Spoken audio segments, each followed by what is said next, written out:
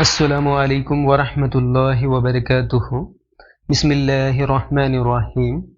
میرے پیارے بھائیوں اور بہنوں، آج ہم بات کریں گے شوہر اور بیوی کے حق پر۔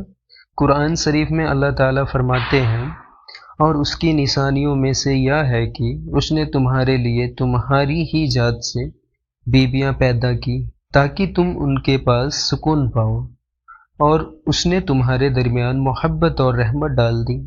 یعنی نکاح اور شادی صرف دنیاوی آرام کا نام نہیں ہے، بلکہ اللہ کی رحمت اور سکون کا ذریعہ ہے۔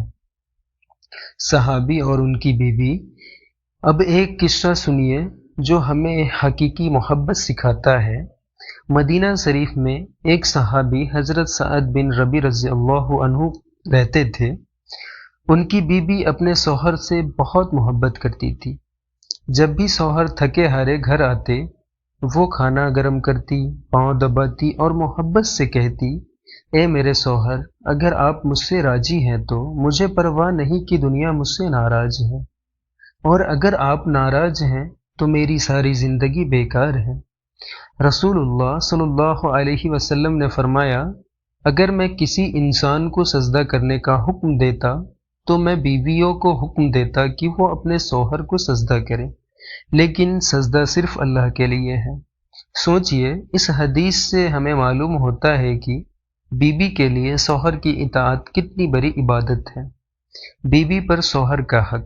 رسول اللہ صلی اللہ علیہ وسلم نے فرمایا، جب عورت 5 وقت کی نماز پڑھے، رمضان کے روزے رکھے، اپنی شرمگاہ کی حفاظت کرے اور اپنے شوہر کی اطاعت کرے، تو اس سے کہا جائے گا جنت کے جس دروازے سے چاہو داخل ہو جاؤ۔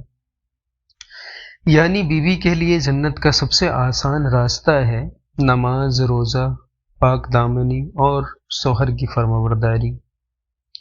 شوہر پر بیوی کا حق۔ رسول اللہ صلی اللہ علیہ وسلم نے فرمایا، تم میں سب سے اچھے وہ لوگ ہیں جو اپنی بیویوں کے لیے سب سے اچھے ہیں۔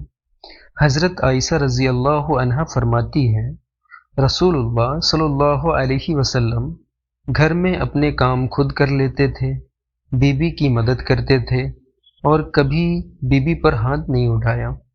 یعنی مرد کو چاہیے کہ وہ اپنی بیوی کے ساتھ محبت، رحمت اور نرمی کا سلوک کرے۔ حکمت اور سیکھ۔ ایک بزرگ نے بہت پیاری بات کہی، شوہر بیوی کے رشتے میں 2 چیز ہمیشہ ضروری ہے، پہلا صبر، دوسرا شکر۔ اگر شوہر غصہ کرے تو بیوی صبر کرے، اگر بیوی غلطی کرے تو شوہر معاف کر دے، یہی اصلی محبت ہے۔ رسول اللہ صلی اللہ علیہ وسلم نے فرمایا، ایمان میں سب سے پورا مومن وہ ہے جس کا اخلاق سب سے اچھا ہے، اور تم میں سب سے اچھے وہ ہیں جو اپنی بیویوں کے لیے اچھے ہیں۔ آخری نصیحت اور دعا۔